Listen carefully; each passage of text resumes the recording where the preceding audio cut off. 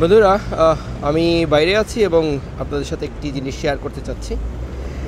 চাওয়ার ব্যাপারটা, চাইতে হবে, জীবনের কাছে চাইতে হবে এবং সমস্ত শক্তি দিয়ে, মেধা দিয়ে চাইতে হবে।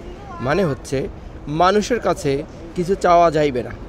যদি আপনি কারো কাছে কিছু চাইতে যান, তাহলে যা আপনাকে দেয়া হবে সেটা খুবই লিমিটেড, অথবা আপনাকে প্রত্যাখ্যান করা হবে। সো আপনাকে এই মানসিকতা রাখতে হবে যে আমি চাইবো না, দেখি আমি নিজে কত দূর কী করতে পারি।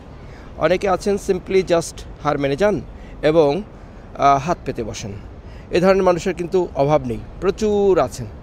এবং আমরা সকলেই প্রত্যেক জীবনে এ ধরনের মানুষের সাথে আমাদের এনকাউন্টার হয়, এবং অনেক সময় আমরা লোকলজ্জার ভয়ে এবং অনেক সময় আমরা বা ধরুন সিম্প্যাথেটিক হয়ে আমরা হয়তো কিছু দিয়ে থাকি। আমার সাথে আমি আজকে এই পার্কটাতে এসেছি কেন, তার একটা বিশেষ কারণ আছে। এই যে ভিডিওটি দিচ্ছি, কারণ এই পার্কে বসেই আমি কারো একজনের সাথে, আমার ভাইয়ের সাথে অ্যাকচুয়ালি যদি বলি, কথা বলছিলাম। সো তিনি চাইছিলেন, এবং যেহেতু তিনি তার ব্যাপারটি আমাকে বলছিলেন, এবং সকলেরই কিন্তু অনেক কিছু থাকে, চাওয়া পাওয়ার হিসাব কিতাব, বাচ্চার খরচ, এটা সেটা, সবারই কিন্তু আমাদের খরচ আছে, কিন্তু সেটা নির্বাহ করতে হবে নিজের যোগ্যতার মাধ্যমে। তো এখানে বসে এই পার্কে এই যে বেঞ্চি আমরা দেখছি, এখানেই আমি বসে কথা বলেছিলাম, এবং সে সময় আমি একটু বলতে পারেন নাদানি ছিলাম, এবং আমি দিয়েছি। তারপরে রেজাল্ট যেটা হয়েছে যে তিনি আমাকে ডাম্প করেছেন টাকা নেওয়ার পরে, এবং আরও অন্যান্য মানুষের থেকে টাকা নেওয়ার পরে তিনি সম্পূর্ণ ফোন বন্ধ করে আজকে 5 বছর তার সাথে আমার কোনো যোগাযোগ নেই। রাইট, হ্যাপেন টু বি আমার মায়ের পেটের ভাই। আসলে পারিবারিক কথা বলা ঠিক না, কিন্তু তারপরেও এটা বললাম এই কারণে যে এটি জীবন থেকে নেওয়া কথা আমি বলি। তো সো আমি যদি ভুল না করি, তাহলে এই বেঞ্চিটাতে বসে আমি কথা বলেছিলাম, এবং তার জরুরতের ব্যাপারে আমি খুব চিন্তা করেছিলাম। আমি খুবই সিম্প্যাথেটিকার হয়ে তাকে দিয়েছিলাম। সো যে শিক্ষাটা আমি পেয়েছি, এবং আপনাদেরকে বলছি যে চায় তাকে যোগ্য হতে দিন। একান্ত যদি কেউ মরমর অবস্থা হয় এবং আপনার যদি সামর্থ্যের মধ্যে থাকে, সেটা একটা ব্যাপার, কিন্তু মানুষের অনেক চাহিদা থাকবে। সব চাহিদা আমরা কেউই পুরোতে পারবো না, যারটা তারই করতে হয়। এটাই কিন্তু বিধির বিধান। এজন্যই কিন্তু বিধি বা স্রষ্টা আমাদেরকে এভাবে পাঠিয়েছেন। তিনি তো আমাদেরকে ভালোবাসেন। তিনি কি পারেন না সকলের দুঃখ দুর্দশা একেবারে নিমেষেই, মানে কি বলে, চুটকিমেই মিটা দেনেকো, একদম মিলিয়ে দিতে, খতম করতে? কিন্তু তিনি তা করেন না। তো তিনি দেখতে চাচ্ছেন যে আমরা কত সমর্থ হচ্ছি, আমরা আমাদেরকে যে জিনিসগুলি দেওয়া হয়েছে সেগুলি আমরা কত ব্যবহার করছি, তিনি সেটা দেখছেন। বাইবেলের একটি প্যারাবল, একটি উদাহরণ যদি আমরা দেখি, আপনারা হয়তো অনেকে জানেন, বা যারা জানেন না তাদের জন্য বলছি। একজন মাস্টার, গল্পটা এভাবে যে একজন মাস্টার কোথাও যাচ্ছিলেন, যাওয়ার সময় তার 3 জন ভৃত্যকে সেই মালিক বা মাস্টার কিছু জিনিস দিয়ে গেলেন, শস্যদানা, লাইক একজনকে 1টি, একজনকে 2টি, একজনকে 5টি।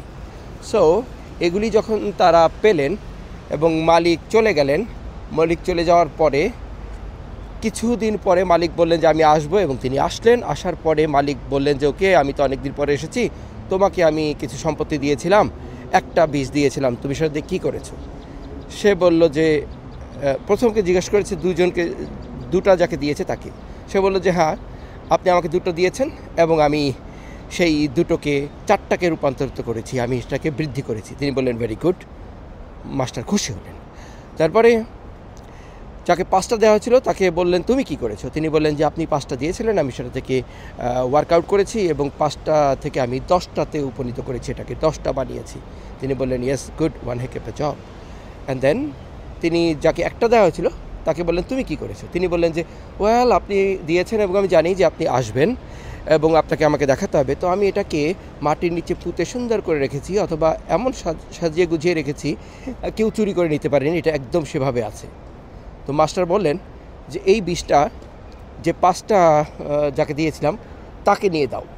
এখন মনে হতে পারে বেচারা তো নষ্ট করেনি, বেচারা তো একটা মাত্রই পেয়েছে, ওর কি দোষ? ওর দোষটা হচ্ছে এটা যে সেটা থেকে সে গ্রো আপ করার চেষ্টা করেনি। আমাদেরকেও যে কোয়ালিটিগুলি দেওয়া হয়েছে, যোগ্যতাগুলি দেওয়া হয়েছে, এগুলিকে যদি সম্যক ব্যবহার করে আমরা আমাদের অর্থ সম্পত্তি বা সব দিকেই আমরা যদি বাড়তে না পারি, তার মানে হচ্ছে আমাদের দেয়া গিফটস, উপরওয়ালার তরফ থেকে গিফটসকে আমরা সম্পূর্ণভাবে ব্যবহার করিনি। এবং উপরওয়ালা তাকেই দেন যে সেটাকে ভালোভাবে ম্যানেজ করতে পারে। এই জন্য আমরা দেখি ধনীরা কিন্তু আরও ধনী হচ্ছে, আর গরিবরা কিন্তু সেই একই রকমের ওজোর আপত্তি করে যাচ্ছে। কেন? হয়তো দ্য সিক্রেট ইজ দ্যাট সে তার যে গিফটস সেগুলিকে ভালোভাবে ব্যবহার করছে না, এটাই হতে পারে কারণ। সো বাইবেলে এভাবেই বলা রয়েছে। এনিওয়ে, গল্প থেকে আমরা বেরিয়ে আসি। আমাদের সকলকেই যোগ্য হতে হবে এবং অ্যাবিলিটি অর্জন করতে হবে, সো দ্যাট ডোন্ট আস্ক, এবং যারা আস্ক করে তাদের থেকেও দূরে থাকুন।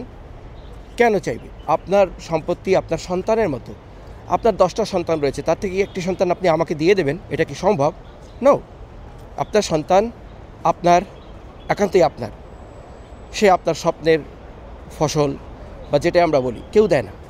সো টাকা পয়সাও কিন্তু আমাদের সন্তানের মতোই। তো যাই হোক, চাওয়ার চাইতে যোগ্য হয়ে নিতে হবে। আমি যে যোগ্য হই, টাকা তো মানুষ আমার বাড়িতে রেখে যাবে।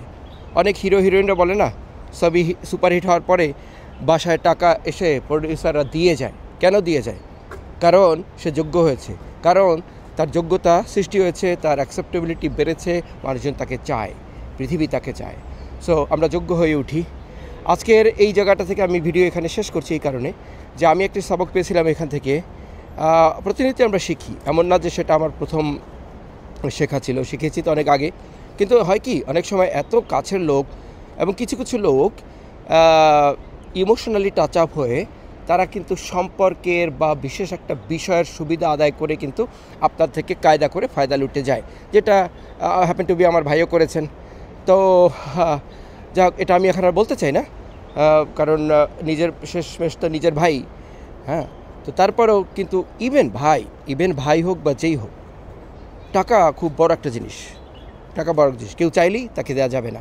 আমি একটা শিক্ষা হাসিল করেছি, আপনারা আমার জন্য দোয়া করুন যেন আমিও এই শিক্ষাটাকে ভালোভাবে কাজে লাগাতে পারি এবং আপনাদের সাথে শেয়ার করে ভালো লাগলো, আপনারাও এটাকে কাজে লাগাবেন। এই সেই তুং চাও স্ট্রিট পার্ক, এখানেই আমার সেই ভরাডুবির সূচনা হয়েছিল অ্যাকচুয়ালি।